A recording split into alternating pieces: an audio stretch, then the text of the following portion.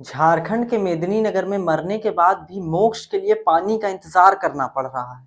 दरअसल झारखंड के मेदिनीनगर में दाह संस्कार के बाद अस्थि विसर्जन के लिए 148 शवों को नदी में दोबारा पानी लौट आने का इंतजार है।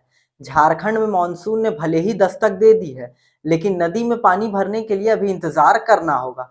इस बार राज्य में गर्मी ऐसी पड़ी कि कई नदियां सूख गई। वैसे झरने भी सूख गए जिनमें सालों भर पानी भरा रहता था। दाह संस्कार के बाद मोक्ष के लिए इन शवों को भी नदी में पानी लौट आने का इंतजार करना पड़ रहा है। दरअसल मेदिनीनगर के डाल्टनगंज में कोयल नदी के सूख जाने से लोगों के अंतिम संस्कार करने में समस्या होने लगी। परिजनों की मौत के बाद नदी में पानी ना होने की वजह से विधि विधान से अंतिम संस्कार करने में समस्या आ रही है। कोयल तट पर पहाड़ी मोहल्ला में स्थित राजा हरिश्चंद्र शमशान घाट में लोगों को अंतिम संस्कार के लिए भी पानी नसीब नहीं है। मेदिनीनगर में सूख चुकी कोयल नदी की रेत में 48 अस्थि कलश दफनाए गए हैं। इन अस्थियों को मानसून की बारिश का इंतजार है ताकि उनको मोक्ष मिल सके।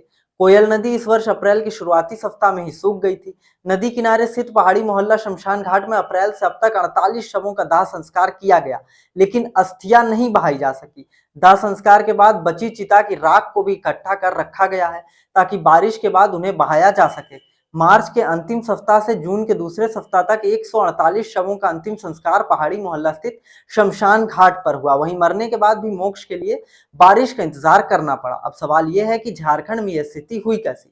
तो जवाब यह है कि पिछले 10 वर्षों के आंकड़े बताते हैं कि किसी भी साल सामान्य बारिश नहीं हुई है। हर साल सामान्य से कम बारिश दर्ज की गई। साल 2013 से सामान्य बारिश के आंकड़ों को 5-5 के अंतराल के बाद कम किया जाता रहा। इसके बावजूद भी सामान्य से भी कम हो रहे आंकड़ों को मानसून नहीं छू सका।